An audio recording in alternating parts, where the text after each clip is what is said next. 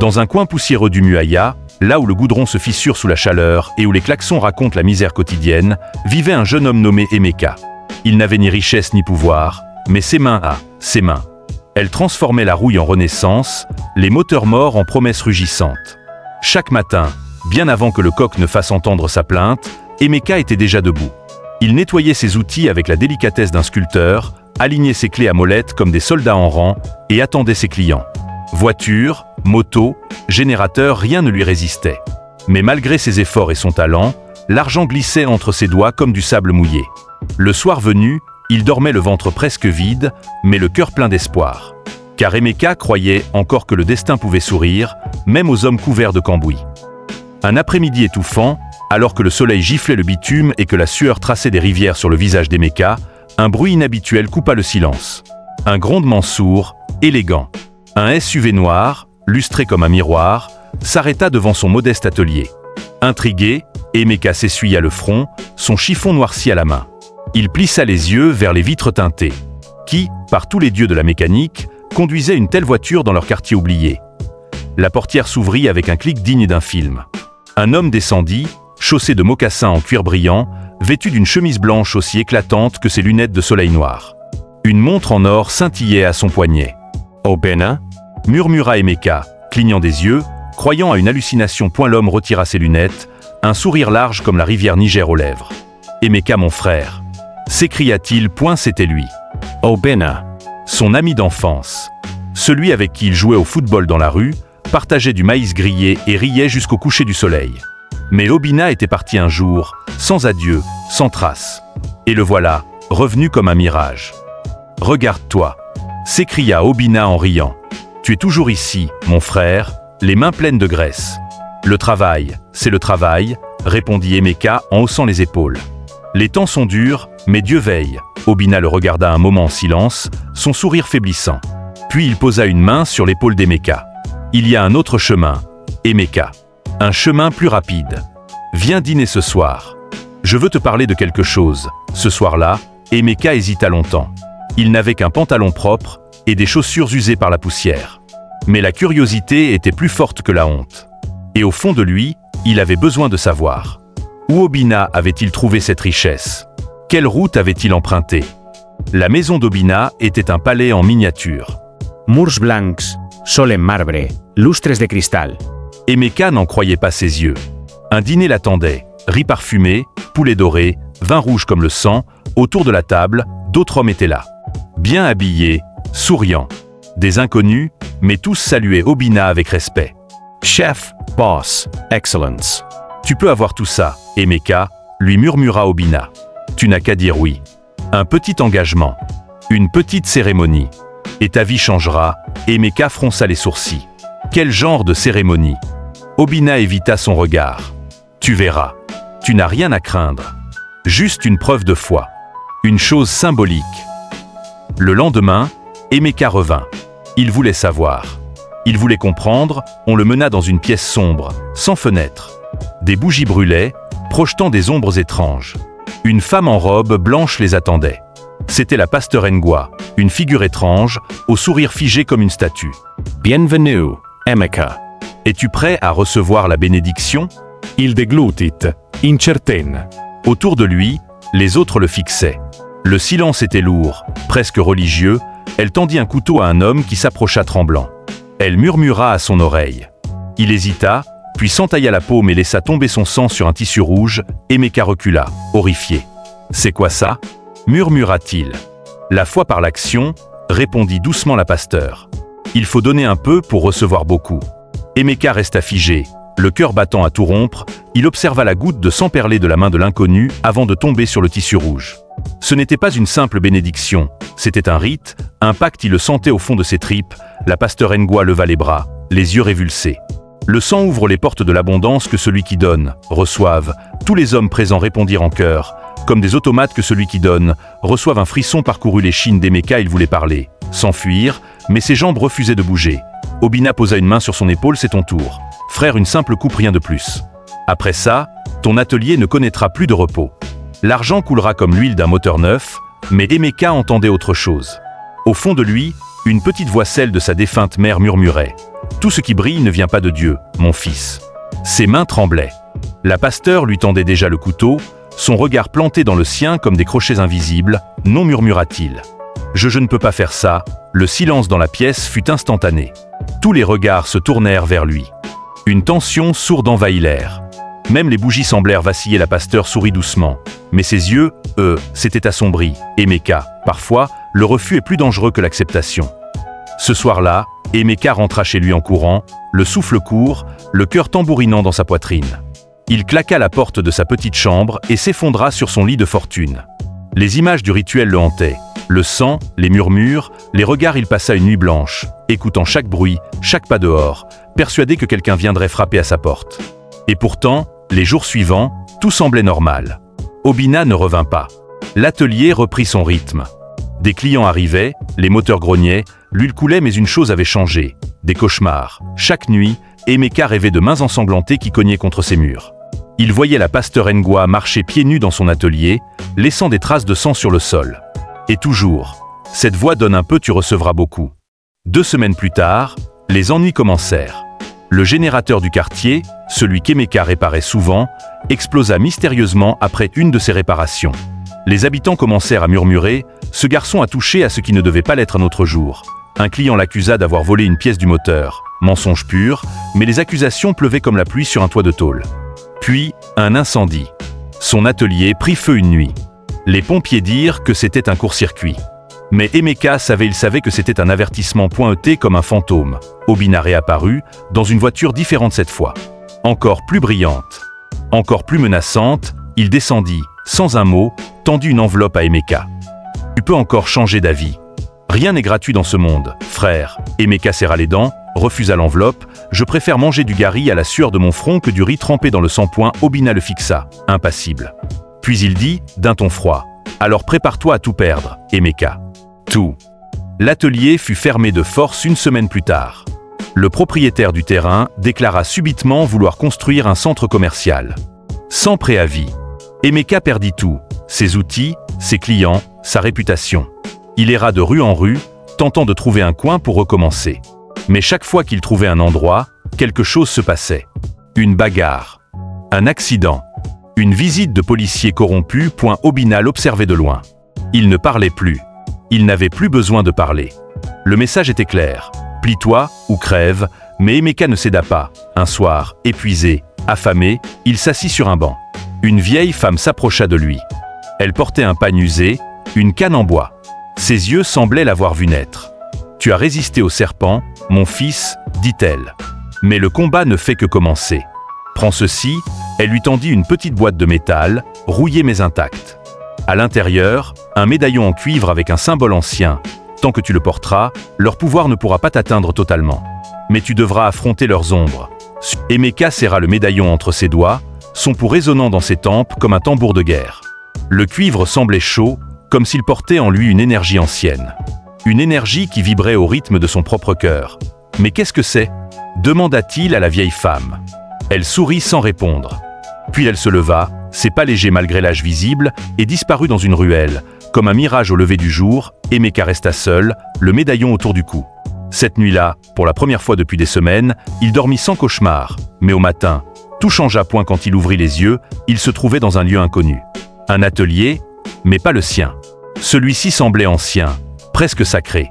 Les murs étaient faits de terre battue, et des outils en bois et en os pendaient au clou. Devant lui, un homme âgé l'attendait. Sa peau était aussi sombre que l'ébène, ses yeux d'un blanc pur, aveugle peut-être, ou voyant au-delà du monde visible. « Emeka, fils de Chibuzo, dit-il, tu portes le médaillon des anciens. Tu es maintenant gardien de la vérité, mais je ne comprends pas, les forces que tu affrontes viennent de très loin. Ce que tu crois être un simple pacte de richesse n'est qu'une porte. Obinna et la pasteur Ngwa ne sont que des pions. Une entité plus sombre est à l'œuvre. » L'homme toucha le médaillon. « Tu dois apprendre à résister. Et surtout, à réparer les âmes autant que les moteurs. » Emeka se réveilla en sursaut, de retour sur son banc. Il mit 1 minute à reprendre ses esprits. Était-ce un rêve? Une vision? Le médaillon brillait faiblement contre sa poitrine, comme une braise. Dès ce jour, d'étranges choses commencèrent à se produire autour de lui. Un jeune garçon amena sa bicyclette cassée. En touchant la chaîne, Emeka sentit un frisson parcourir son bras. Il vit, comme un flash, que l'enfant était battu chez lui, que son père buvait. Quand il redonna le vélo réparé, il glissa discrètement au garçon. « Parle à ta tante. Dis-lui la vérité. Elle t'aidera. » Le lendemain, la tante revint, en larmes. Elle avait sauvé l'enfant. Le médaillon ne réparait pas que les objets. Il révélait les douleurs invisibles, les chaînes que les gens portaient. Et petit à petit, les gens commencèrent à parler d'Emeka autrement. Plus qu'un simple mécanicien. Un guérisseur. Un voyant.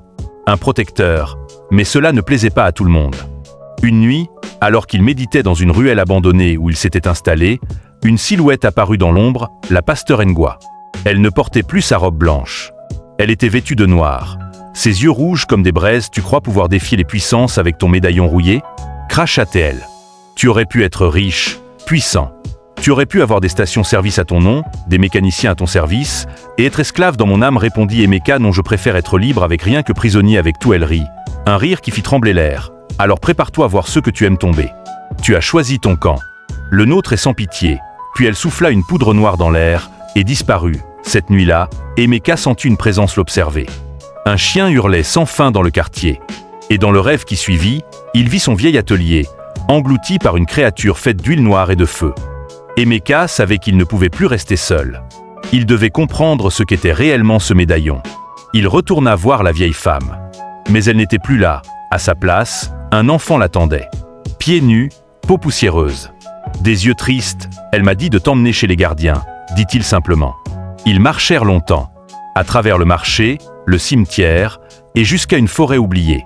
Là, une cabane les attendait.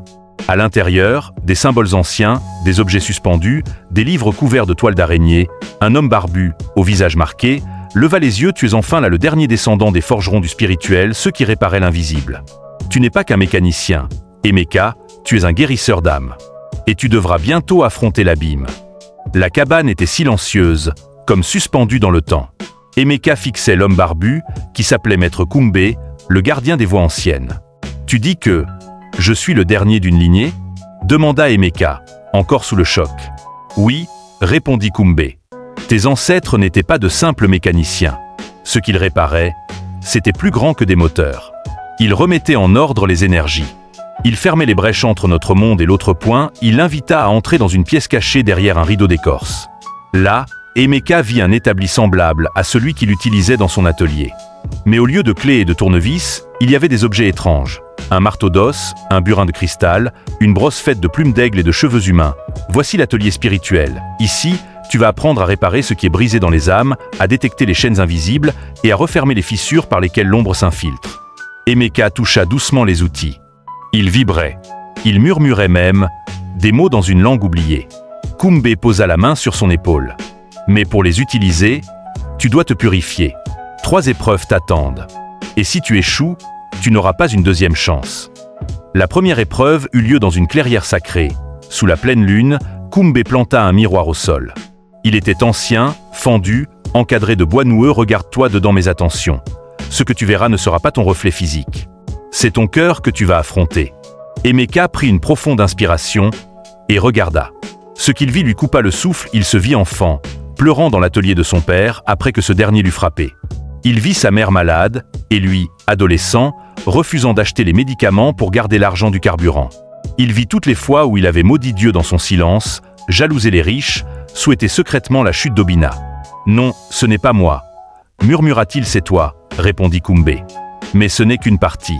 Tu dois l'accepter. Ou tu resteras esclave de ton passé. » Les larmes coulèrent. Emeka tomba à genoux. « Pardonne-moi, maman, papa, Dieu, moi-même. » Le miroir se brisa en 1000 morceaux. Et le silence fut apaisant. Kumbe hocha la tête. La première épreuve était réussie. La deuxième épreuve était plus étrange. Kumbe l'emmena dans une forge abandonnée, au bord d'un marécage. Forger l'invisible, c'est comme réparer un moteur sans le voir. Tu vas entendre les cris de l'esprit blessé, et tu devras utiliser le bon outil. Écoute le métal. Ils placèrent un objet étrange sur l'enclume, une amulette noire, corrompue, entourée d'une aura sombre. C'est un objet maudit par un pacte de sang. Tu dois le purifier sans le briser. Sinon, son mal s'infiltrera en toi. Emeka ferma les yeux. Il entendit des gémissements. Une femme pleurant, un homme riant comme un démon. Il toucha l'amulette avec la brosse de plumes. Elle brûla ses doigts. Il changea d'outil. Le marteau d'os vibra. Une fois, 2 fois. À la 3e frappe, l'amulette se fendit. Et une lumière douce s'en échappa, montant vers le ciel. Bien joué, dit Kumbé. Tu as libéré l'âme piégée. Mais fais attention. Tous ne veulent pas être sauvés. La 3e épreuve fut la plus difficile. Elle eut lieu dans une grotte sombre au cœur de la montagne. Là, Emeka fut laissé seul, avec pour seul compagnon le silence, mais il n'était pas seul. Une voix surgit de l'obscurité. Tu perds ton temps, Emeka. Tu pourrais tout avoir. Le respect, l'argent, la gloire. Obina l'a compris. Pourquoi pas toi? C'était l'abîme. La force derrière la pasteur Ngwa. Une entité sans visage, mais à la voix envoûtante. Tu peux avoir ton atelier. 10 fois plus grand. Tu peux être connu dans tout le pays. Les gens t'appelleraient Emeka le Magnifique. Il suffit d'un mot, Emeka serra le médaillon. Tu crois pouvoir me séduire avec l'or? J'ai vu ce qu'il cache. Le sang, les larmes, les âmes brisées, l'abîme changea de stratégie. Il prit la voix de sa mère. Mon fils, j'ai froid. Pourquoi tu me laisses dans la tombe? Puis celle de son père. Tu n'as jamais été assez fort. Tu n'étais qu'un apprenti raté, mais Emeka ne céda pas. Il ferma les yeux et pria. La lumière émergea de son cœur. Elle chassa l'ombre. Et la grotte fut silencieuse à nouveau point parfait. 3 semaines s'étaient écoulées depuis la dernière épreuve. Emeka n'était plus le même homme. Son regard portait plus loin. Ses mains, autrefois noircies par la graisse, semblaient maintenant porter une lumière invisible. Il avait appris à écouter les silences, à lire les douleurs invisibles, à ressentir les fissures de l'âme comme on sent une fuite dans un moteur pointé sur tout. Il connaissait maintenant l'origine du mal qui avait infecté Obina et la pasteur Ngwa, le pacte de l'abîme. Une ancienne entité faite de convoitises, de haine et de fausses promesses. Une force qui utilisait les ambitions humaines comme des chaînes-poings lorsqu'il revint dans son quartier, les gens furent étonnés. Il ne portait plus sa salopette d'atelier, mais une tunique tissée d'un tissu simple, mais symbolique. Le fil de lumière qu'il avait reçu de Kumbé. L'atelier était encore là, poussiéreux, silencieux, comme s'il l'attendait. Mais à l'intérieur, quelque chose n'allait pas, il sentit une présence, il entra. Et vit Obina, assis sur une chaise, l'air épuisé, amaigri, les yeux creusés comme s'il n'avait pas dormi depuis des jours. Emeka, souffla-t-il. Ils ont pris tout ce que j'avais. Obina, le sourire éclatant, le costume blanc, la montre en or, tout cela avait disparu, elle m'a menti. La pasteur Ngwa. Elle a dit que Dieu m'élèverait, que j'aurais le pouvoir, la gloire, mais c'était un piège. Je vois des ombres partout, même en plein jour. Je n'arrive plus à dormir. Les enfants me fuient. Ma femme est partie. Et parfois, je sens que quelque chose vit en moi. Chemise, un tatouage noir s'étendait sur sa peau, comme une plante vénéneuse. Un symbole ancien. Offert ton âme à l'abîme, Obina pleura. Aide-moi. Je ne veux pas mourir comme ça. Emeka le regarda en silence. Puis, il posa sa main sur le tatouage. Une chaleur douce envahit la pièce. Tu peux encore être sauvé. Mais ce sera douloureux. Très douloureux. Es-tu prêt? Obina hocha la tête. Alors Emeka commença la purification, point ce n'était pas un rituel comme dans les livres. C'était une réparation, comme démonter un moteur maudit. Il fit bouillir de l'eau, y jeta des feuilles sacrées ramenées de la montagne. Il traça des cercles de craie autour d'Obina. Il alluma 3 bougies, représentant le passé, le présent et l'avenir. Puis, il utilisa l'un des outils de Kumbé, le burin de lumière, il le plaça sur le cœur d'Obina, exactement là où le tatouage était le plus épais, et il frappa, une fois, un cri inhumain jaillit de la gorge d'Obina, la pièce trembla. Les fenêtres vibrèrent. Des ombres jaillirent du mur, mais Emeka ne recula pas. Il frappa une 2e fois. Le sol s'ouvrit légèrement. Une fumée noire tenta de s'échapper. Ton temps est fini, abîme. Tu n'auras pas cette âme. Il frappa une 3e fois. Un éclair de lumière jaillit du corps d'Obina, puis le silence. Obina s'écroula, inconscient, mais il respirait. Enfin libre, Emeka tomba à genoux, en sueur, mais il avait gagné point, mais la victoire était de courte durée, car cette nuit-là, une flamme rouge jaillit du ciel au-dessus du temple de la pasteur Ngwa. On entendit des chants lugubres. Les fidèles y entraient les yeux révulsés, récitant des paroles qu'aucune langue humaine ne pouvait comprendre. Ngwa avait accéléré le rituel final. Elle comptait offrir 100 âmes pour ouvrir un portail définitif entre leur monde et celui de l'abîme. Le quartier entier était en danger, et Emeka était le seul à pouvoir l'arrêter. Voici le minuit, le ciel, d'un noir absolu, semblait saigner des larmes rouges. Une brume lourde et brûlante couvrait les rues. Les chiens hurlaient, les poules refusaient de chanter, et les vieux disaient que la terre respirait à l'envers. Quelque chose de terrible s'éveillait point. Le temple de la pasteur Ngwa s'était métamorphosé en une forteresse infernale. Là où jadis se tenaient des prières, des rires et des chants, régnaient maintenant des murmures démoniaques, des incantations en langue morte et un silence oppressant. Des torchers brûlaient d'une flamme verte. Les murs saignaient. Littéralement. Les fidèles étaient là, des dizaines, leurs yeux étaient vides, les pupilles dilatées, comme happés par un gouffre. Ils marchaient en rond autour d'un cercle tracé au sang, au centre duquel se trouvait un autel fait d'os et de chêne. Au sommet, la pasteur Ngwa, vêtue d'une robe noire couverte de symboles occultes, les bras levés vers le ciel, psalmodiait des prières maudites. Ô abîme, maître du pouvoir éternel, reçois l'offrande de ton humble servante. À ses pieds, des enfants, des mères, des vieillards ligotés, les sans-âmes, mais à l'entrée du temple, une silhouette apparut dans la brume. Emeka, point vêtu de sa tunique tissée dans la lumière, tenant le burin de cristal dans une main et le marteau d'os dans l'autre. À ses côtés, contre toute attente, Obina. Faible encore, mais décidée. « Tu n'es pas seul cette nuit, Ngwa, déclara Emeka, sa voix résonnant comme un tonnerre doux. Elle se retourna. Un sourire se dessina sur ses lèvres peintes d'encre noire. Ah, le mécanicien devenu sorcier, elle descendit lentement les marches. « Tu ne peux rien contre moi. J'ai le pacte. J'ai les âmes. J'ai l'abîme. Et toi, tu n'as que des outils rouillés. » « Je n'ai pas besoin de pacte, Ngwa, répondit Emeka. Car moi, j'ai la lumière. Et j'ai le peuple. » Le sol trembla, la brume s'éleva comme un rideau. Et soudain, les choses devinrent invisibles à l'œil nu, mais visibles à l'âme. Autour d'Emeka et Ngwa, les vrais corps s'évanouirent. Ils étaient désormais dans un plan spirituel. Un espace fait d'ombre et de lumière pure. Ngwa prit la forme d'une bête immonde, mi-femme mi-hyène, avec des cornes d'ivoire et une bouche cousue. Des chaînes sortaient de son dos, tirant derrière elle les sans-âmes comme des prisonniers. « Tu crois que tu peux sauver ces gens? Ils sont à moi. » Leurs cœurs ont dit oui avant même que je ne parle, mais Emeka leva son marteau d'os. Un moteur peut être vieux, sale, abandonné, mais tant que le cœur est là, il peut redémarrer. Il frappa le sol, une onde de lumière s'étendit. Des chaînes se brisèrent. 3 âmes s'échappèrent du cercle, criant de joie. Ngwa hurla, elle lança une rafale d'ombre. Des esprits hurlants, des serpents noirs, des flammes froides. Mais Emeka part à tout point. Le burin de cristal tourbillonnait dans sa main, traçant des signes de protection dans l'air. Il bougeait comme un danseur, un maître artisan, un guerrier silencieux. Obina, dans le monde réel, gardait les fidèles en transe, traçant des cercles autour d'eux pour bloquer l'énergie du rituel. Ngwa, furieuse, fondit sur Emeka. Ils s'affrontèrent au centre du temple spirituel, là où le voile entre les mondes était le plus mince. Les coups n'étaient pas physiques, ils étaient émotionnels. Ngwa lui montra des visions. Son père mort, sa mère pleurant, les enfants moquant son atelier misérable, mais Emeka, à chaque vision, répondait par un souvenir lumineux.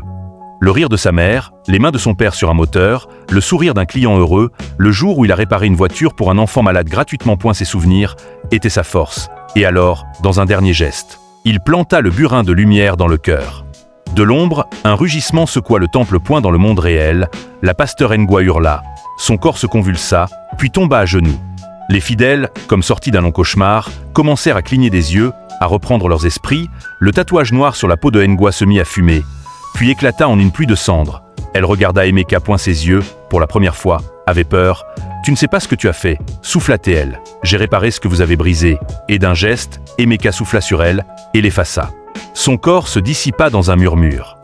Le temple redevint une bâtisse vide. Les flammes s'éteignirent. Les chants cessèrent, le quartier retrouva le silence, mais ce silence n'était pas celui de la peur.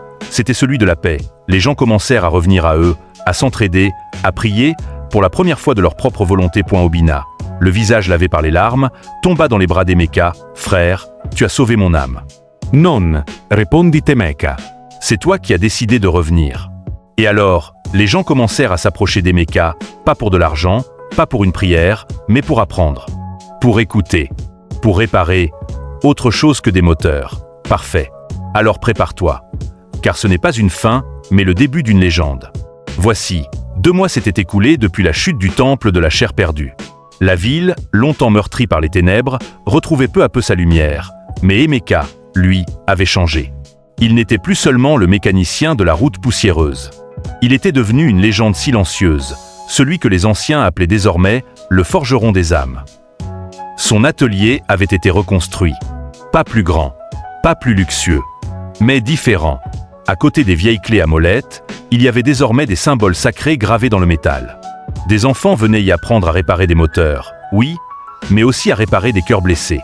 Chaque outil portait une histoire, chaque réparation était une leçon, et ceux qui écoutaient changeaient point un soir. Alors qu'Emeka nettoyait un vieux générateur qu'un ancien lui avait confié, un vent rouge souffla, il était chaud, lourd, et chuchotait « Ils arrivent ». Emeka s'arrêta, il releva la tête point et dans la pénombre du ciel étoilé, il vit un oiseau de feu planer au-dessus de la ville. Une créature mystique, messagère des anciens esprits. Il décrivit 3 cercles, puis laissa tomber une plume incandescente devant l'atelier point lorsqu'Emeka la ramassa, il vit un symbole. 2 serpents entrelacés autour d'un œil fermé, c'était un avertissement. Le pacte de l'abîme n'était pas mort. Il avait seulement été affaibli. Quelqu'un d'autre, ailleurs, dans une autre ville, dans un autre village, avait repris le flambeau, une nouvelle pasteur, un chef coutumier corrompu, un roi déchu. Impossible de savoir encore. Mais Emeka comprit, il ne pouvait plus rester point le lendemain matin. Emeka confia les clés de son atelier à Kumbé, le jeune apprenti qui était resté à ses côtés pendant toutes les épreuves. Tout est à toi maintenant. Répare les moteurs. Mais surtout, écoute les âmes. Kumbé hocha la tête, les larmes aux yeux point Obina. Lui, avait retrouvé sa force. Il était redevenu celui qu'il aurait dû être, un bâtisseur. Il avait lancé une fondation pour venir en aide aux victimes du pacte. Il voulait reconstruire ce que sa convoitise avait brisé. Et Emeka, parti, à pied, sans bruit, sans cortège, sans gloire point avec pour seule arme. Son marteau d'os, son burin de cristal et la plume de feu, il traversa les villages, les montagnes, les forêts, partout où une ombre s'installait, il apparaissait. Vous pouvez nous soutenir en vous souscrivant à notre chaîne YouTube. C'est simple, clique sur le bouton « Souscrire » ou le lien juste en dessous de cette vidéo et choisis le niveau qui te convient. En plus, cela me permet de continuer à créer des histoires encore plus grandioses pour toi. Alors, on se retrouve tout de suite dans l'espace des membres et crois-moi, la prochaine histoire que j'ai réservée pour toi va te laisser sans voix. Si vous voulez des livres sur des contes, des histoires et des livres sur comment générer des images ou des voix avec l'intelligence artificielle, tous les liens dans la description. Abonnez-vous, aimez et partagez, pour ne rien rater de nos prochaines publications, activez la cloche de notification.